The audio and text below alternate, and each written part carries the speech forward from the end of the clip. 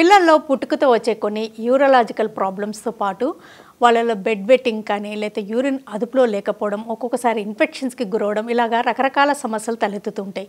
కొన్ని సమస్యలకి మెడిసిన్స్తో మేనేజ్ చేస్తే మరికొన్నిటికి సర్జరీ కూడా అవసరమవుతుంటుంది. పిల్లల్లో అసలు యూరలాజికల్ మూత్ర వ్యవస్థకు సంబంధించిన సమస్యలు ఎలా ఉంటాయి, వాటికి సర్జరీ ఎప్పుడు అవసరం, వాళ్ళల్లో కూడా కిడ్నీ స్టోన్స్ వస్తాయా, రోబోటిక్ సర్జరీస్ చేయగలుగుతారా, ఈ వివరాలన్నీ అడిగి తెలుసుకుందాం. Apollo hospitals pediatric urologist doctor Prabhu Karunakar గారు. నమస్తే sir, welcome to the show. Good morning madam. నమస్తే. పిల్లల్లో యూరలాజికల్ ప్రాబ్లమ్స్ అంటే బేసిక్గా ఎలాంటివి ఉంటాయండి? సో యూరలాజికల్ ప్రాబ్లమ్స్ పిల్లల్లో ఏంటంటే అండి, ఇవి పుట్టుకతో వచ్చేవి మోస్ట్ ఆఫ్ ద టైమ్స్. అంటే చాలా వరకు ఏంటంటే అన్ని పుట్టుకతో వచ్చేవి అనమాట. కానీ మనకు వచ్చేసి అవి బయటపడేటప్పటికి కొంచెం సమయం పట్టచ్చు. కొన్నిసార్లు ఏంటంటే 1 సంవత్సరం లోపల బయటపడుతుంది. కొన్నిసార్లు ఏంటంటే 5-6 సంవత్సరాల లోపల బయటపడుతుంది అనమాట. ఒక్కొక్క కండిషన్ని బట్టి మనం ఎలా దాన్ని ఎవాల్యుయేట్ చేయాలి, ఫర్దర్గా ఎలా తీసుకెళ్ళాలి అనేది కండిషన్ బట్టి ఉంటుంది అనమాట. మోస్ట్ ఆఫ్ ద టైమ్స్ అన్ని పుట్టుకతో వచ్చేవి. అండ్ ఇవన్నిటికి ఏంటంటే చాలా వరకు మనకి సర్జరీస్ అవసరం పడకపోవచ్చు. ఇవి మనం వెయిట్ చేసి చూసి most of them gets better on their own. అంటే అవి దానంతటా అవి బెటర్ అవుతాయి అనమాట. కానీ that depends on the condition. ఒక్కొక్క కండిషన్ని బట్టి మనం వెయిట్ చేయాలన్నా, దానిపైన ఏమన్నా మనం యాక్షన్ తీసుకోవాలన్నా, సర్జరీ లాంటివి చేయాలన్నా అనేది ఒక్కొక్క కండిషన్ బట్టి ఆ పిల్లాడి యొక్క పరిస్థితిని బట్టి ఉంటుంది అనమాట. అంటే బై బర్త్ వచ్చే కంజెంటల్ ప్రాబ్లమ్స్ అంటే సిస్టమ్ సరిగ్గా ఫామ్ అవ్వకపోవడం అలాంటివి కూడా ఉండొచ్చు అంటారా? ఎగ్జాక్ట్లీ. సిస్టమ్ సరిగ్గా ఫామ్ అవ్వకపోవడం వల్ల చాలా వరకు ప్రాబ్లమ్స్ అవే వస్తాయి. ఫర్ ఎగ్జాంపుల్ మీరు చూసారంటే కామన్గా మనం చూసే కండిషన్ వచ్చేసి హైడ్రోనెఫ్రోసిస్ అంటాం అనమాట. అంటే కిడ్నీ నుంచి కిందికి వచ్చే ట్యూబ్లో యూరిన్ సరిగ్గా కిందికి రాకపోవడం. సో ఈ కండిషన్ యాంటీనేటల్ అంటే కడుపులో ఉన్నప్పుడే మనకి ఈ సంగతి తెలుస్తుంది అనమాట. స్కాన్స్లో కడుపులో ఉన్నప్పుడే స్కాన్లో తెలిసిపోతుంది. ఈ కండిషన్ వచ్చేసి ఇది సరిగ్గా ఫామ్ అవ్వకపోవడం వల్ల. కానీ ఒక యూరిన్ సరిగ్గా కిందికి రాకపోవడం అనేది కరెక్ట్గా మన దాని మీద అవగాహన పెంచుకొని అది సర్జికల్గా మనం దాన్ని తొలగించాల్సి ఉంటుంది అనమాట. ఎందుకు కిందికి రావట్లేదు, ఆ అడ్డుగోడని మనం తొలగించాల్సి ఉంటుంది అనమాట. అంటే పుట్టిన వెంటనే చేయాల్సి వస్తుంది సర్జరీ? పుట్టిన వెంటనే అంటే లైక్ చాలా చాలా అరుదుగా పుట్టిన వెంటనే చేయాల్సి ఉంటుంది. కానీ పుట్టిన వెంటనే మనకు తెలుస్తుంది అనమాట. అది తగ్గుముఖం పడుతుందా లేకుంటే పెరుగుతూ పోతుందా అనే దాన్ని బట్టి మనం డెసిషన్ తీసుకోవాల్సి ఉంటుంది అనమాట. మోస్ట్ ఆఫ్ ద టైమ్స్ ఇవి ఏదైతే ఉన్నాయో హైడ్రోనెఫ్రోసిస్ అంటామో, ఇవి వచ్చేసి ఆటోమేటిక్గా దానంతటా అది మెల్లగా బెటర్ అయిపోతుంది అనమాట. కానీ అవ్వని పక్షాన అది డెఫినెట్గా సర్జరీతో చేయాల్సి ఉంటుంది అనమాట. ఓకే. ఒక్కొక్కసారి వాళ్ళకి మూత్ర వ్యవస్థ కూడా సరిగ్గా ఏర్పడకపోవడం, వెంటనే ఎమర్జెన్సీగా సర్జరీ చేయడం ఇలాంటివి కూడా ఉంటుంటాయి బై బర్త్ మీరు చెక్ చేయగానే? మూత్ర వ్యవస్థలో ఏర్పడకుండా పోవడం వల్ల ఎమర్జెన్సీ సర్జరీ లేకపోవచ్చు. కానీ ఎమర్జెన్సీ అనేది పీడియాట్రిక్ యూరాలజీలో చాలా తక్కువ. ఒక రకంగా చెప్పాలంటే ఈ వృషణాలు ఏదైతే ఉన్నాయో ఆ వృషణాలు దానంతటే అవి తిరిగిపోయి దాన్ని టెస్టిక్యులర్ టార్షన్ అంటాం. సో దానంతటే అవి తిరిగిపోయి పిల్లాడికి కింద వృషణ సంచుల్లో ఎరుపెక్కిపోవడం, నొప్పి రావడం, పిల్లోడు కంటిన్యూస్గా ఏడుస్తూ ఉండడం, ఇలాంటి కండిషన్స్ వచ్చేసి ఇవి ఎమర్జెన్సీ కిందకి పరిగణించబడతాయి అనమాట. ఇంకా 2-3 ఇయర్స్ నుంచి ఇక వాళ్ళు బెడ్ వెట్టింగ్ అనేది చేస్తూ ఉంటే పిల్లలు కంట్రోల్ లేకపోతే మా పేరెంట్స్ చాలా వరీ అవుతుంటారండి. ఈ విషయాన్ని ఎట్లా అర్థం చేసుకోవాలి? సో బెడ్ వెట్టింగ్ అనేది it's a quite common thing అండి. అంటే టాయిలెట్ ట్రైనింగ్ అంటాను అనమాట. అంటే ఫస్ట్ పిల్లాడు వచ్చేసి పుడుతూనే ఒక యూరిన్ మీద కంట్రోల్ ఉండదు. స్లోగా వాళ్ళు వచ్చేసి అమ్మాయి కానీ అబ్బాయి కానీ దాని మీద కంట్రోల్ తెచ్చుకుంటారు. యూరిన్ పోసే విధానం మీద కంట్రోల్ తెచ్చుకుంటారు. సో ఎప్పుడైతే ఒక 2-3 ఇయర్స్ దాటిన తర్వాత దాని మీద కంప్లీట్ కంట్రోల్ వచ్చే అవకాశం ఉందన్న అందరి పిల్లలు ఆల్మోస్ట్. సో ఎప్పుడైతే 5 ఇయర్స్ దాటిన తర్వాత అప్పుడు కూడా పక్క తడుతూ ఉంటే, అంటే బెడ్ వెట్టింగ్ చేస్తూ ఉంటే, that is of concern. So అలాంటప్పుడు వచ్చేసి 5 ఇయర్స్ దాటిన తర్వాత ఎందుకు ఉంది అనేది ఒక కంప్లీట్ దాన్ని దాని కారణాలు ఏంటో నిర్ధారించాల్సి ఉంటుందన్నమాట. సో ఒకవేళ 5 ఏళ్ళు దాటిన తర్వాత కూడా కంటిన్యూస్గా పక్క తడుపుతున్నారు పిల్లలు అంటే యూ నీడ్ టు ఒక పీడియాట్రిక్ యూరాలజిస్ట్ని చూపించి ఎవాల్యుయేషన్ చేయాల్సి ఉంటుంది, నిర్ధారించాల్సి ఉంటుంది దానికి తగ్గ కారణాలు ఏంటి అనేది. మోస్ట్లీ టాయిలెట్ ట్రైనింగ్తో ఇది ఓవర్కమ్ అవ్వచ్చు, లేకపోతే ఒక్కోసారి న్యూరలాజికల్ ప్రాబ్లమ్స్ కూడా ఉండొచ్చు అంటారా? సమ్టైమ్స్ న్యూరలాజికల్ ప్రాబ్లం ఉండొచ్చు, but that needs a complete evaluation. కంప్లీట్గా నిర్ధారించి వేరే కారణాలు ఏం మీకు కనిపించలేదు అంటే మూత్రాశయంలో వేరే ప్రాబ్లం కనిపించలేదు, మూత్రం వెళ్ళే దారిలో వేరే ప్రాబ్లం కనిపించలేదు, వెనక నుంచి ఇప్పుడు మనం వెన్నెముక ఉంటుంది, వెన్నెముక నుంచి ఈ మూత్రాశయానికి చాలా వరకు నరాలు వస్తాయి అన్నమాట. ఆ నరాల్లో ప్రాబ్లం మీకు కనిపించట్లేదు, ఇవన్నీ దాటి వెళ్ళిన తర్వాత మీకు సెంట్రల్ సిస్టమ్ అంటే సెంట్రల్ నర్వస్ సిస్టంలో ప్రాబ్లం అని అప్పుడు నిర్ధారిస్తాం అనమాట. వెంటనే ఇది ప్రాబ్లం అని చెప్పడానికి లేదు. పిల్లల్లో అంటే అన్ఎక్స్ప్లెయిన్డ్గా ఒక్కసారిగా ఏడవడం ఇలాంటివి కూడా ఉన్నప్పుడు ఒక్కోసారి ఇన్ఫెక్షన్ ఉందేమో అని గమనించుకోవాలంటుంటారు. అంటే పిల్లల్లో కూడా యూరినరీ ఇన్ఫెక్షన్స్ కామన్ అంటారా? సో పిల్లల్లో స్టాండర్డ్గా నేను చెప్తుంది ఏంటంటే అండి, యూరినరీ ఇన్ఫెక్షన్ అనేది పిల్లల్లో కామన్ కాదు టెక్నికలీ. సో ఇప్పుడు యూరిన్ ఇన్ఫెక్షన్ ఎప్పుడైతే పిల్లల్లో వస్తుందో మనం కొంచెం జాగ్రత్తగా ఉండాలన్నమాట. అంటే ఒక్కసారి వస్తే పర్లేదు, మీ చిన్నపిల్లల డాక్టర్కి చూపించవచ్చు. కానీ అదే పదే పదే వస్తుంది అనుకోండి, దానికి చాలా రకాల కారణాలు ఉండొచ్చు. ఎప్పుడైతే పిల్లల్లో చాలాసార్లు యూరిన్ ఇన్ఫెక్షన్ వస్తుందో, అంటే 2 సార్లు దాటేసిందంటే ప్రస్తుతానికి ఉన్న గైడ్లైన్స్ ప్రకారం 2 సార్లు యూరిన్ ఇన్ఫెక్షన్ వస్తుందంటే దానికి 100% ఒక పీడియాట్రిక్ యూరాలజిస్ట్ ఎవాల్యుయేషన్ అవసరం. ఏమేమి కారణాలు ఉండొచ్చు అంటే మూత్రాశయంలో నుంచి బయటికి వచ్చే ద్వారంలో బ్లాక్ లాంటిది ఉండొచ్చు, దాన్ని పోస్టీరియర్ వాల్వ్స్ అంటాం మగపిల్లలైతే. ఇంకొకటి యూరిన్ వచ్చేసి వెనక్కి వెళ్ళే అవకాశం ఉంటుంది, దాన్ని వెసైకోయూరిట్రిక్ రిఫ్లెక్స్ అంటాం అనమాట. ఇలా వెనక్కి వెళ్తున్నప్పుడు ప్రతిసారి యూరిన్ వెనక్కి వెళ్ళి కిడ్నీని ప్రతిసారి యూరిన్ ఇన్ఫెక్షన్ రావడమే కాకుండా కిడ్నీ కూడా దెబ్బతింటుంది అనమాట ప్రతిసారి. ఈ ప్రక్రియను మనం అడ్డుకోవడానికి మనం ముందే దాని గురించి పరిగణించి ఏంటి అవగాహన పెంచుకొని దాని తగ్గట్టు ఇది ఎలా ట్రీట్ చేయాలనే దాన్ని బట్టి ఒక్కొక్క పిల్లాడిని బట్టి, సపోజ్ బ్లాక్ ఉందంటే బ్లాక్ని తొలగించడం జరుగుతుంది. ఇప్పుడు రిఫ్లెక్స్ లాంటి కండిషన్ నేను ఏదైతే చెప్పానో దానికి ఇంజెక్షన్ రూపంలో కానీ సర్జరీ రూపంలో కానీ ట్రీట్మెంట్ జరుగుతుంది అనమాట.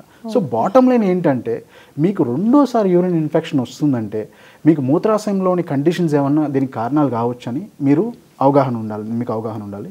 పీడియాట్రిషియన్స్ కానీ మీ చిన్నపిల్లలు పేరెంట్స్, చిన్నపిల్లలు ఉన్న పేరెంట్స్ కానీ మీకు తెలియాల్సిన విషయం ఏంటంటే 2 సార్లు దాటి యూరిన్ ఇన్ఫెక్షన్ వస్తుందంటే ఒక పీడియాట్రిక్ యూరాలజిస్ట్ని ఖచ్చితంగా మీరు కలవాల్సి. అంటే మంత్స్ బేబీగా ఉన్నప్పుడు పిల్లలు చెప్పలేకపోతారు కదండి, పేరెంట్స్ ఎలా అబ్జర్వ్ చేయాలి? మంత్స్ బేబీలో ఉన్నప్పుడు మనకి యూరిన్ ఇన్ఫెక్షన్ రావడం అనేది చాలా రేర్. కానీ అలా వస్తుందంటే ముఖ్యమైన కారణం మాకు పర్టికులర్లీ ఏంటంటే, ముఖ్యంగా మీరు ఎలా తెలుసుకుంటారు అంటే, పర్టికులర్లీ చాలా చిన్నపిల్లలు మనం చాలా అంత ఈజీ కాదు కనుక్కోవడం అనేది. కానీ సంబంధం లేకుండా ఏడవడం. దెన్ సెకండ్ థింగ్ ఏంటంటే వాళ్ళకు వచ్చేసి యూరిన్లో కలర్ మార్పు రావడం, లేకుంటే దాంట్లో చిన్న పార్టికల్స్ లాంటివి బయటికి రావడం, యూరిన్లో స్మెల్ రావడం. ఇవన్నీ కారణాలుగా పరిగణించబడతాయి. ఇవన్నీ చూసి మనకు వచ్చేసి ఒక అవగాహన రావచ్చు, లైక్ ఇది ఇన్ఫెక్షన్. ముఖ్యంగా చాలా చిన్నపిల్లలు ఉన్నప్పుడు ఒకటి ఫీవర్ రావచ్చు, నెక్స్ట్ వచ్చేసి ఫీడ్ తీసుకోవడం తగ్గిపోతుంది అన్నమాట. వాళ్ళ ఆహారం తీసుకోవడం చాలా వరకు తగ్గిపోతుంది యూరిన్ ఇన్ఫెక్షన్ వచ్చినప్పుడు. అందుకని అంటే ఈవెన్ ఏంటంటే ఇప్పుడు వాళ్ళకి ఏదైతే ఆహారం మనం తీసుకుంటామో అది మన శరీరంలో శక్తిగా మారి ఎదగడానికి ఉపయోగపడుతుంది ఎవరికి, పిల్లలకి. కానీ ఎప్పుడైతే యూరిన్ ఇన్ఫెక్షన్ వస్తుందో దాన్ని ఫైట్ చేయడానికి ఉపయోగపడుతుంది ఇప్పుడు. సో అందుకని ఏమవుతుందంటే కంప్లీట్గా డల్ అయిపోతారు పిల్లలు. ఆ శక్తి మొత్తం దీన్ని ఫైట్ చేయడానికి ఉపయోగపడుతుంది కాబట్టి సో కంప్లీట్గా డల్ అయిపోతారు. That's how it is. Okay. ఇంకా అంటే తరచూ యూరినరీ ఇన్ఫెక్షన్స్ కనుక గురైతే మాత్రం తప్పనిసరిగా కంప్లీట్ ఎవాల్యుయేషన్, ఇంకా ఫర్దర్ టెస్టులు అవి కూడా అవసరం అంటారా? యూరిన్ ఇన్ఫెక్షన్ అనే కాదు, ఫర్ ఎగ్జాంపుల్ పిల్లాడికి యూరిన్లో బ్లడ్ వస్తుంది, లేకుంటే పిల్లాడు చాలా ముక్కుతున్నారు యూరిన్ పోయేటప్పుడు, లేదు సరిగ్గా యూరిన్ ఎంటీ చేయలేకపోవడం, కొంచెం యూరిన్ రావడం, ఇలాంటి కండిషన్స్ ఏమున్నా, అబ్బాయి కావచ్చు అమ్మాయి కావచ్చు, ఇలాంటి కండిషన్స్ ఏమైనా ఉన్నా మీరు ఖచ్చితంగా ఒక పీడియాట్రిక్ యూరాలజిస్ట్ ఎవాల్యుయేషన్ అవసరం. పిల్లల్లో కూడా కిడ్నీ స్టోన్స్ ఫామ్ అవుతాయి. సో పిల్లలకి డిఫరెన్స్ ఏంటంటే కిడ్నీ స్టోన్స్లో పెద్దలలో ఈ కిడ్నీ స్టోన్స్ వస్తున్నప్పుడు దానికి స్పెసిఫిక్ కారణాలు ఉంటాయి అన్నమాట. వాళ్ళ డైట్ ఫ్యాక్టర్స్ కానీ, ముఖ్యంగా డైటరీ ఫ్యాక్టర్స్ కారణం అనమాట. కానీ చిన్నపిల్లలు ఏంటంటే it is more metabolic reasons అంటాం అనమాట. అంటే వాళ్ళ జన్యువులతో ఉన్న ప్రాబ్లం, దాని తర్వాత ఫ్యామిలీ హిస్టరీ ఉండే అవకాశం చాలా ఉంటుంది. తర్వాత మెటబాలిక్ కారణాలు, ఇప్పుడు జన్యువుల వల్ల ఈ మెటబాలిక్ రీజన్స్ వల్ల స్టోన్స్ వస్తాయి అన్నమాట. ఎందుకు ఇది చాలా ఇంపార్టెంట్ అంటే, ఇప్పుడు అడల్ట్లో ఒకసారి స్టోన్ తీస్తే మళ్ళీ వచ్చే అవకాశం ఉండొచ్చు, రాకపోవచ్చు. కానీ పిల్లలు అలా కాదు, 50% అంటే సగానికి సగం పిల్లలు మళ్ళీ వచ్చే అవకాశం చాలా ఉంటుందన్నమాట. అందుకనే పిల్లల్లో స్టోన్ వచ్చిన తర్వాత మేము జనరల్గా స్టోన్స్ అని తీసేసి ఆ స్టోన్స్లో ఏం చేస్తూ ఉంటామంటే ఆ స్టోన్ని ఎవాల్యుయేషన్కి పంపిస్తాం. ఇవి కాకుండా వాళ్ళ జన్యువుల నుంచి, వాళ్ళ మెటబాలిక్ ఎవాల్యుయేషన్ నుంచి అన్నీ జరుగుతాయి. ఎందుకంటే మళ్ళీ రాకుండా చూసేదానికి అప్పటి నుంచే ట్రీట్మెంట్ స్టార్ట్ చేసుకుంటాం అన్నమాట. That's how it works. మామూలుగా పెద్దవాళ్ళలో కిడ్నీ స్టోన్స్ ఫామ్ అవుతే వాట్ కైండ్ ఆఫ్ స్టోన్, ఆ స్టోన్కి ఎలాంటి డైటరీ రిస్ట్రిక్షన్స్ ఉంటాయి ఇవన్నీ అబ్జర్వ్ చేస్తారు కదా, సజెస్ట్ చేస్తారు. పిల్లలకి ఎలా ఉంటుంది అంటే పిల్లలు కూడా సిమిలర్ కైండ్ ఆఫ్ ఉంటుంది. కానీ ప్రాబ్లం ఏంటంటే, ప్రాబ్లం కరెక్ట్గా తీక్షణంగా దాన్ని చూసి కంప్లీట్ నిర్ధారించి ఏ రకమైన స్టోన్, దాని వెనకున్న మెటబాలిక్ ప్రాబ్లం ఏంటి, దాని వెనకున్న జన్యువులు ఒక ప్రాబ్లం ఏంటి, ఇవన్నీ అవగాహన వచ్చిన తర్వాతే మనం ట్రీట్మెంట్ స్టార్ట్ చేస్తాం. జస్ట్ ఒక స్టోన్ని చూసి ట్రీట్మెంట్ అడల్ట్ లాగా స్టార్ట్ చేయమన్నమాట. ఎందుకంటే వీళ్ళ కారణాలు బేసిక్గా వాళ్ళ మెటబాలిజంలో ఉంటుంది, అడల్ట్లో అలా కాదు. ఇంకా పిల్లల్లో స్టోన్స్తో పాటు ఇంకా ఏ సమస్యలు ఎక్కువగా చూస్తూ ఉంటారండి? ఇప్పుడు పిల్లల్లో అంటే బేసిక్గా ఒక మీరు ఇప్పుడు బేసిక్ పీడియాట్రిక్ యూరాలజీ కండిషన్స్ ఏంటంటే ఈ బొడ్డు కిందకి మనకి ఏమైనా మీకు కంటితో చూడగలరు. లైక్ ఫర్ ఎగ్జాంపుల్ హెర్నియాస్, హైడ్రోసీల్స్, లేకుంటే యూరిన్ సరిగా వాళ్ళ మగపిల్లలు అయితే యూరిన్ సరిగా అంగం ముందు భాగం నుంచి యూరిన్ పోయడం కాకుండా కింద భాగం నుంచి యూరిన్ పోయడం, దీన్ని హైపోస్పీడియాస్ అంటాం అనమాట. ఇలాంటి కండిషన్స్. తర్వాత వృషణాలు ఉన్నాయి. వృషణాలు వచ్చేసి కంప్లీట్గా కిందికి రాకుండా కొంచెం పైన ఎక్కడన్నా మిగిలిపోవడం. వృషణ సంచుల్లో ఉండాలి జనరల్గా వృషణాలు. అలా వృషణాలు అక్కడ వృషణ సంచుల్లో లేకపోవడం ఇలాంటి అన్ని కండిషన్స్, అబ్డామిన్లో ఆగిపోవడం, దాన్ని అన్డిసెండెడ్ టెస్టిస్ అంటాం అనమాట. ఇలాంటి కండిషన్స్ అన్నీ like you will have to మీరు ఒక పీడియాట్రిక్ యూరాలజిస్ట్ని చూడాలి. లేదా సపోజ్ మీరు ఎప్పుడన్నా మీ పీడియాట్రిషియన్ దగ్గర కానీ లేకుంటే మీరు ఏదైనా స్కాన్ చేశారు, దాంట్లో కిడ్నీ ఇప్పుడు మూత్రపిండంలో కానీ మూత్రాశయంలో కానీ ఈ రెండింటిని కనెక్ట్ చేస్తున్న ట్యూబ్ ఒకటి ఉంటుంది, యూరేటర్ అని. ఇవన్నిటిలో ఎక్కడన్నా మీకు ప్రాబ్లం అనిపించినా లేకుంటే ఆ స్కాన్లో ప్రాబ్లం తెలిపినా మీరు వచ్చేసి ఖచ్చితంగా పీడియాట్రిక్ యూరాలజిస్ట్ని కలవాల్సి ఉంటుంది. పేరెంట్స్కి ఇది ఒక కన్ఫ్యూజన్ ఎప్పుడూ ఉంటుందండి. సమ్మర్ రాగానే పిల్లలకు కూడా వాటర్ పట్టించాలా, ఇంత స్కాచింగ్ హీట్ ఉంది, వీళ్ళకి కూడా వాటర్ తాగిస్తే బెటరా అని ఆలోచిస్తుంటారు. దీని గురించి ఏమంటారు? ఇప్పుడు హైడ్రేటింగ్ ది చైల్డ్ అంటే లైక్ ఒక అవసరం ఉన్నంత నీళ్ళు తాగడంలో తప్పేం లేదు.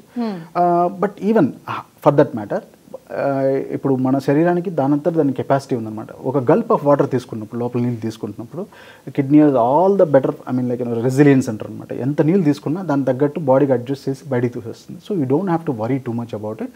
కానీ ఒక సింపుల్ విధానం ఏంట్రా అంటే, సపోజ్ మీరు యూరిన్ పోస్తున్నప్పుడు నార్మల్ వాటర్ కలర్లో మీకు యూరిన్ కనబడుతుంది అనుకోండి, నీళ్ళ కలర్లో, అప్పుడు మీరు దాని గురించి ఎక్కువ ఆలోచించాల్సిన అవసరం లేదు. సపోజ్ అది వచ్చేసి ఎల్లోగా రావడం కానీ, లేదు ఇట్స్ గెటింగ్ స్మెల్ రావడం కానీ ఇలాంటివి జరుగుతున్నప్పుడు ఇట్ ఈస్ అన్ అలర్ట్. అప్పుడు ఏంటంటే మీరు ఖచ్చితంగా వాటర్ క్వాంటిటీ పెంచాలి అంతే. This is a simple way of looking at. Correct. అయితే చిన్న బేబీస్కి జనరలీ ఈ బేబీస్ వచ్చేసి చిన్న babies depends on the size of the baby. అంటే లైక్ ఒక్కొక్క చిన్న పిల్లాడు ఏ సైజులో ఉన్నాడని బట్టి ఉంటుందన్నమాట. వాళ్ళు 20 నుంచి 10 సార్లు దాకా యూరిన్ ఎప్పుడైనా పోస్తూ ఉండొచ్చు. కొంచెం అబ్జర్వెంట్గా ఉండాలి మనం.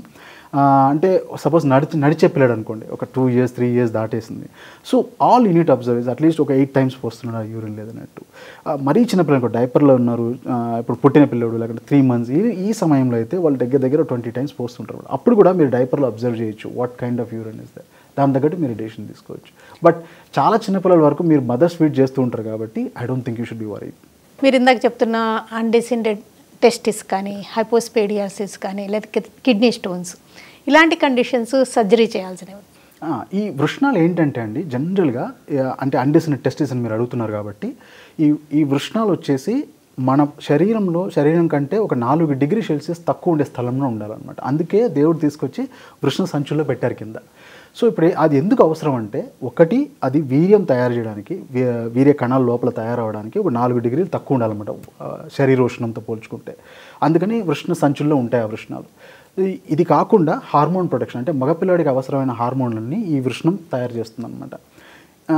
ఇవి 2 కారణాల వల్ల అది కిందికి తీసుకొచ్చి పెట్టాల్సి వచ్చింది, దేవుడు అట్లా తీసుకొచ్చి పెట్టడం. కానీ కొన్నిసార్లు వచ్చేసి వృషణాలు కిందికి దిగకపోవడం వల్ల ఏమవుతుందంటే అంటే, ఇది వచ్చి జనరల్ దిగకపోతే ఇది మీ యొక్క దగ్గర మ్యాక్సిమం 9 months నుంచి 1 year దాకా మ్యాక్సిమం ఇది మ్యాక్సిమం టైం చెప్తున్నాను నేను. 1 year పిల్లల లోపల మీరు అబ్జర్వ్ చేయాలన్నమాట. సో 1 year లోపల సపోజ్ మీరు ఆ వృషణాలు కిందికి రాలేదనుకోండి, ఖచ్చితంగా దానికి సర్జికల్ ట్రీట్మెంట్ అవసరం. ఎందుకు అవసరం అంటే, వృషణం కిందికి వచ్చినప్పుడు దాని వీర్య కణాలు తయారవడం బెటర్ అవుతుంది. ఇంకోటి వచ్చేసి హార్మోన్ ప్రొడక్షన్ బెటర్ అవుతుంది. థర్డ్ థింగ్, ఇది వృషణం ఎప్పుడైతే మన శరీరాన్ని అంటుకొని ఉంటుందో దాని టెంపరేచర్, దాని యొక్క ఉష్ణోగ్రత మారిపోయి, దాని ఒక ఎన్విరాన్మెంట్ మారిపోయి క్యాన్సర్ వచ్చే అవకాశం కూడా ఉంటుందన్నమాట లేటర్ స్టేజెస్లో. సో అందుకని ఈ వృషణాలు కిందికి తీసుకొచ్చి పెట్టడం చాలా అవసరం. అండ్ దీనికి డెఫినెట్గా సర్జరీ అవసరం. గుర్తించలేదనుకోండి తర్వాత ఇన్ఫెర్టిలిటీ ఇలాంటి సమస్యలకు అదే ఈ వృషణ కణాలు, ఈ వీర్య కణాలు ఉన్నాయి కదా, అవి తయారవడం చాలా తక్కువైపోతుంది అనమాట. ఇన్ఫర్టిలిటీ ఒకటి. ఇంకోటి ఏంటంటే సింపుల్ సజెషన్ ఫర్ పేరెంట్స్ కానీ పీడియాట్రిషియన్స్ కానీ నేను ఏం చెప్పదలుచుకున్నానంటే, ఇప్పుడు చిన్నపిల్లల డాక్టర్ కానీ లేకుంటే మీ పేరెంట్స్ కానీ మీ ఇంట్లో అబ్బాయిలు ఉంటే, చిన్నపిల్లల అబ్బాయిలు ఉంటే వాళ్ళ ప్యాంట్ ఒకసారి ఇప్పి చూడండి 2 వృషణాలు వృషణ సంచుల్లో ఉన్నాయా లేదా అనేది. Simple way to identify. ఎందుకంటే recently I been operating on 18 years 17 years kids for this. అలాంటప్పుడు ఇప్పుడు 17 years వృషణాలు లోపల ఉన్నాయంటే దాని యొక్క క్యాన్సర్ వచ్చే అవకాశం దగ్గర 5 రెట్లు పెరిగిపోతుంది నార్మల్ మనిషితో పోల్చుకుంటే. So that is alarming. మీరు ఇంకోటి కండిషన్ కూడా హైపోస్పీడియాస్. నెక్స్ట్ హైపోస్పీడియాస్ అనేది ఏంటంటే ఇవి చాలా కారణాలు ఉంటాయి. స్టిల్ వీఆర్ నాట్ ఎగ్జాక్ట్లీ కరెక్ట్గా మనకి ఈ కారణం అనేది ఇప్పటిదాకా మనం నిర్ధారించలేకపోతున్నాం. కానీ ఏ కారణమైనా కావచ్చు, ఎప్పుడైతే మగపిల్లవాడి అంగంలో ముందు నుంచి కాకుండా కింద నుంచి యూరిన్ వస్తుందంటే దాన్ని హైపోస్పీడియాస్ అంటాం అనమాట. ఇవి కింద అంటే ఈ కండిషన్ వచ్చేసి ఖచ్చితంగా సర్జికల్ ప్రొసీజర్ చేయాల్సింది. దీంట్లో ఏం చేస్తామంటే ఒకటి ఒకే స్టేజ్లో చేయొచ్చు, లేకపోతే 2 స్టేజ్లో చేయొచ్చు. దీంట్లో ఈ యూరిన్ కింద రావడమే కాకుండా ఈ అంగంలో ఏదైతే ఉందో ఈ అంగంలో కొంచెం బెండ్ కూడా ఉంటుందన్నమాట. దాన్ని కార్డి అంటారు. సో ఇవన్నీ కరెక్ట్ చేసి ఒక స్టేజ్లో కానీ 2 స్టేజ్లో కానీ సమ్టైమ్స్ 3 స్టేజ్లు కూడా అవసరం పడవచ్చు. కిడ్నీ స్టోన్స్ కూడా మరి సర్జరీనా, వీళ్ళకి లేజర్ ట్రీట్మెంట్ ఎక్కువగా ఎలాంటివి ఉంటుంటాయి? కిడ్నీ స్టోన్స్ వరకు ఎట్లా ఉంటుందంటే అండి, మోస్ట్ ఆఫ్ ద స్టోన్స్ దాని అంతటా అవి కిందకి వచ్చేస్తాయి. All we need is to give some time ఇవ్వాలన్నమాట పిల్లలకి. సో జనరల్గా ఈ 5 mm నుంచి 6 mm లోపల కిడ్నీ స్టోన్స్ ఎప్పుడైతే ఉంటాయో అవి ఆటోమేటిక్గా కిందకి వచ్చేదానికి మనం వెయిట్ చేయాలన్నమాట. మళ్ళీ కిడ్నీ స్టోన్స్ ఫామ్ అవ్వకుండా ఉండేదానికి మనం కొన్ని మెడిసిన్స్ ఇస్తాం, సిరప్స్ కొన్ని ఇస్తాం అనమాట. ఒక యూరిన్ ఒక pHని కొంచెం ఆల్టర్ చేస్తాం. సో దట్ ఇప్పుడు ఎక్కువ సాల్ట్ ఉండడం వల్ల ఇది తయారవుతుంది. సో ఆ సాల్ట్ ఎక్కువ ఫామ్ అవ్వకుండా ఉండేదానికి మనం ఆల్టర్ చేస్తాం అనమాట pHని. సో అలా స్టోన్స్ ఉన్నప్పుడు అలా చేస్తాము. మోస్ట్ ఆఫ్ దెమ్ అంటే లైక్ 90% ఆటోమేటిక్గా కిందికి వచ్చేస్తుందండి, మనం ఏం చేయాల్సిన అవసరం లేదు. కానీ కొన్నిసార్లు ఏంట్రా అంటే అది స్టోన్ సైజ్ పెరిగిపోవడం వల్ల కిడ్నీలో ఉండిపోవడం కానీ, కిడ్నీ నుంచి కిందికి వచ్చే ట్యూబ్లో ఉండిపోవడం కానీ, లేకుంటే కింద మూత్రాశయంలో ఉండిపోవడం కానీ, ఈ మూత్రపిండంలో కానీ మూత్రాశయంలో కానీ ఎక్కడ ఈ స్టోన్స్ ఉన్నా కూడా ఒకవేళ అది 1 సెంటీమీటర్ దాటిపోయింది అంటే సైజ్ పెద్దది అయ్యే కొద్దీ మనం సర్జరీతో తీయాల్సిన అవసరం ఎంతైనా ఉంది. మోస్ట్లీ లేజర్ సర్జరీ చేయొచ్చు అనమాట. ఇట్ డిపెండ్స్ లైక్ కండిషన్ బట్టి ఎలాగ కింద నుంచి అప్రోచ్ అవుతాము, పై నుంచి అప్రోచ్ అవుతాము అనేది కండిషన్ బట్టి ఉంటుంది, స్టోన్ సైజ్ని బట్టి ఉంటుంది అనమాట. అంటే మంత్స్ బేబీ దీని దగ్గర నుంచి తీసుకుని కొన్ని ఇయర్స్ టాడ్లర్స్ వీళ్ళందరికీ సర్జరీ చేయడం అనేది చాలా టఫెస్ట్ జాబ్ కదండి. చాలా చిన్న ఆర్గాన్స్, వీళ్ళకి డిఫరెంట్ టెక్నిక్స్ ఉంటాయా? ఈ చిన్న పిల్లల్లో సర్జరీ చేయడం, for example if I remember right, like ఒక 6-7 days క్రితం ఒక 2 days baby, it was 2 kg child. దానికి ఒక కండిషన్, నేను ఇప్పుడు ఇంతకుముందు మాట్లాడుతున్నప్పుడు పోస్టీరియర్ వాల్వ్స్ అనే ఒక కండిషన్స్ ఉంటాయి అనమాట. అంటే ఈ మూత్రాశయం నుంచి బయటికి వచ్చే ద్వారంలో బ్లాక్ అనమాట. ఆ బ్లాక్ని తొలగించడానికి సర్జరీ చేస్తాం. అది ఆ పిల్లాడికి సుంతి ఆపరేషన్ కూడా చేస్తాం 2 రోజుల పిల్లాడికి. అవసరాన్ని బట్టి ఉంటుందండి. సో అందుకే పీడియాట్రిక్ యూరాలజీ అనేది separate, it is a separate delicate branch. ఈ యూరాలజీ తర్వాత కానీ పీడియాట్రిక్ సర్జరీ తర్వాత కానీ మినిమం ప్రస్తుతానికి మన దేశం ప్రకారం అయితే మినిమం 2 years ట్రైనింగ్ కావాలన్నమాట to get into that period. అంటే చిన్నపిల్లల ఈ కండరాలు కూడా చాలా సున్నితంగా ఉంటాయి, దానికి ఒక రకమైన ట్రైనింగ్ కావాలి. దెన్ సెకండ్ థర్డ్ థింగ్ ఏంటంటే పిల్లలు చాలా వరకు కండిషన్ దానంతటా అవి నయమైపోతాయి అనమాట. So we have to wait and see, ఆ అవగాహన కూడా కావాలన్నమాట. అండ్ అడల్ట్కి మనకి లైక్ డిఫరెన్సెస్ వచ్చేసి apart from these 2, there are very few conditions where adult మేము ఓకే చేసేది అనమాట, like pyeloplasties, very few conditions. మిగతా అవన్నీ పీడియాట్రిక్ ఇది వచ్చేసి పిల్లలకు వచ్చేసి ఎదిగే కొద్దీ వాళ్ళ కండిషన్స్, వాళ్ళ డిమాండ్స్ వేరే ఉంటాయి అనమాట. ఇది ఎదుగుతున్న జీవాలు, ఇవన్నీ ఆల్రెడీ ఎదిగిపోయిన జీవాలకి ఎదుగుతున్న జీవాలకి తేడా ఉంటుంది. Children are not small size adults. Okay, so అందుకని ఏంట్రా అంటే ఈ చిల్డ్రన్కి వచ్చేసి వాళ్ళ డిమాండ్స్ వేరేలాగా ఉంటాయి. వాళ్ళ ఎమోషనల్ డిమాండ్ నుంచి రైట్ ఫ్రమ్ ద ఫిజియాలజీ అన్నీ డిఫరెంట్గా ఉంటాయి అనమాట. సో దానికోసమే ఈ entire training is all about. అందుకే మీరు పీడియాట్రిక్ యూరాలజిస్ట్ని అప్రోచ్ అవ్వాల్సి ఉంటుంది. అంటే పిల్లల్లో సర్జరీస్కి ఒక రోబోటిక్ సర్జరీస్ అనేది నవడేస్ ఆర్డర్ ఆఫ్ ది డే కదండి. పిల్లల్లో రోబోటిక్ యూరాలజికల్ సర్జరీస్ కూడా చేయగలుగుతున్నారా? ఆమె ట్రైన్డ్ రోబోటిక్ సర్జన్. ఇప్పుడు ఏంటంటే అండి, ఫర్ ఎగ్జాంపుల్ ఇండియా లాంటి దేశంలో where we are not still that advance, but రీసెంట్గా వచ్చేసి వీఆర్ ఆల్సో కమింగ్ ఫార్వర్డ్. పిల్లల్లో కూడా లైక్ రోబోటిక్ సర్జరీ చేస్తున్నాం. ఇఫ్ ఐ లుక్ బ్యాక్, ఇప్పుడు I was trained for the robotics from University of Chicago. ఇప్పుడు University of షికాగోలో నేను ఉన్నప్పుడు అండి, మా గురుగారు అక్కడ 10 ఏళ్ల క్రితం అంటే 2012లో లైక్ 2012లోనే అక్కడ రోబోటిక్ సర్జరీ స్టార్ట్ చేశారనమాట. బట్ వీఆర్ స్టార్టింగ్ జస్ట్ ఒక 2-3-4 yearsలోనే ఈ పిల్లల్లో ఎక్కువ అవుతుంది ఈ మధ్యన. సో వీఆర్ ల్యాక్డ్ ఒక దశాబ్దం మనం వెనకబడి ఉన్నాం. బట్ ఇప్పుడైతే మనం స్లోగా పెరుగుతుంది అనమాట. ఇండియాలో కూడా చాలా రోబోటిక్ సర్జరీస్ వస్తున్నాయి, మీరు పిల్లలు చేస్తున్నారు. బట్ ఫర్ దాట్ దానికి ఏంటంటే మీరు క్వాలిఫైడ్ సర్జన్ అయి ఉండాలి. పీడియాట్రిక్స్లో చేస్తున్నప్పుడు పీడియాట్రిక్స్లో కంప్లీట్గా క్వాలిఫైడ్ స్పెషలైజ్ అయి ఉండాలి, ట్రైన్ అయి ఉండాలి. దాని తర్వాత రోబోటిక్స్లోనూ మీకు అవగాహన ఉండాలి, ట్రైన్ అయి ఉండాలి. ఇవన్నీ జరుగుతూనే దాన్ని ఇట్ ఈస్ ఫీజిబుల్. కానీ అడ్వాంటేజ్ ఆఫ్ రోబోటిక్ డెఫినెట్గా చిన్న పిల్లల్లో ఉందండి. ఎందుకంటే మనకి రోబోట్కి తేడా ఏంటంటే అండి, ఇప్పుడు మన చేతులు చాలా పెద్దగా ఉంటాయి, కళ్ళు చాలా చిన్నగా ఉంటాయి. రోబోట్లో ఇట్ ఈస్ రివర్స్, కళ్ళు చాలా పెద్దవి, చేతులు చాలా చిన్నవి. అలాంటప్పుడు మీరు క్లియర్గా చూడగలరు, చిన్న స్పేస్లోనే బాగా ఆపరేట్ చేయగలరు. సో ఆల్వేస్ చిన్నపిల్లల్లో అడ్వాంటేజ్ ఉంటుందండి రోబోట్. ఆర్మ్స్ అవన్నీ పిల్లలకి పెట్టేవి డిఫరెంట్గా ఉంటాయి. కరెక్ట్. బయట నుంచి పెద్ద ఉన్నా కూడా లోపల ఆపరేట్ చేసిన చిన్న జాస్ అనేవి లోపల ఉండేవి చాలా చిన్నవి ఉంటాయి అనమాట, which is almost like me hair pin tip ఆ లెవెల్లో ఉంటుంది అనమాట. అంత సైజులో ఉన్నప్పుడు మనం ఈజీగా దాన్ని చాలా సున్నితంగా టిష్యూస్ని పట్టుకోవచ్చు, కంట్రోల్ని పట్టుకోవచ్చు, దాని తగ్గట్టు మనం ఆపరేట్ చేయొచ్చు. అవన్నీ చాలా సున్నితంగా జరిగే అవకాశం చాలా ఉందన్నమాట. పిల్లలు అంటే రికవరీ అనేది చాలా త్వరగా అవుతుంది కదండి, ఈ సర్జరీస్ తర్వాత కూడా నార్మల్గానే మళ్ళీ బ్లాడర్ కంట్రోల్ అవన్నీ నార్మల్స్కి వచ్చేస్తుందా త్వరగా? పిల్లల అడ్వాంటేజ్ ఏంటంటే అండి, సపోజ్ మనం వచ్చేసి ఆ కంట్రోల్ని హ్యాండిల్ చేసే విధానంలో చాలా చాలా డిఫరెన్స్ వస్తుందన్నమాట. అంటే జనరల్ సర్జరీ డేస్లో లైక్ నేను జనరల్ సర్జన్గా ఉన్న టైంలో ఆ టైంలో కంట్రోల్ హ్యాండిల్ చేసేది కొంచెం డిఫరెంట్ ఉంటుంది పెద్దవాళ్ళని హ్యాండిల్ చేసేటప్పుడు. కానీ చిన్న పిల్లలకి వచ్చేటప్పుడు ఆ కంట్రోల్ ఎంత సున్నితంగా హ్యాండిల్ చేస్తామో అంత ఫాస్ట్గా అంత బ్యూటిఫుల్గా ఉంటుంది రికవరీ. కానీ సపోజ్ సమ్ లైక్ చిన్న ప్రాబ్లం వచ్చినా children will take lot of time to recover. So అది అనమాట. సో మన ట్రైనింగ్ అంతా ఏంటంటే ఈ కాంప్లికేషన్స్ అవాయిడ్ చేస్తూ బెస్ట్ రిజల్ట్ ఇవ్వడానికి ఈ ట్రైనింగ్ అండ్ స్పెషలైజేషన్స్ అంతా అందుకే వచ్చాయండి. That's all about it. ఓకేనండి డాక్టర్ ప్రభు కరుణాకరన్ గారు, పిల్లల్లో యూరోలాజికల్ ప్రాబ్లమ్స్ ఎలా ఉంటాయి, పుట్టుకతో ఎలాంటి లోపాలు తలెత్తవచ్చు, పేరెంట్స్ అసలు ఎలాంటి అవగాహనతో ఒక యూరాలజిస్ట్ని కన్సల్ట్ చేయాల్సి ఉంటుంది, సర్జరీ ఎప్పుడు అవసరమో, ఆ సర్జరీలో నవడేస్ లేటెస్ట్ స్కిల్స్ రోబోటిక్ సర్జరీస్ ఎలా చేయగలుగుతున్నారు, అండ్ పిల్లల్లో యూరోలాజికల్ ప్రాబ్లమ్స్ నెగ్లెక్ట్ చేస్తే తర్వాత పెద్ద తలెత్తే కాంప్లికేషన్స్ గురించి వివరంగా తెలియజేసినందుకు thanks. Thank you so much.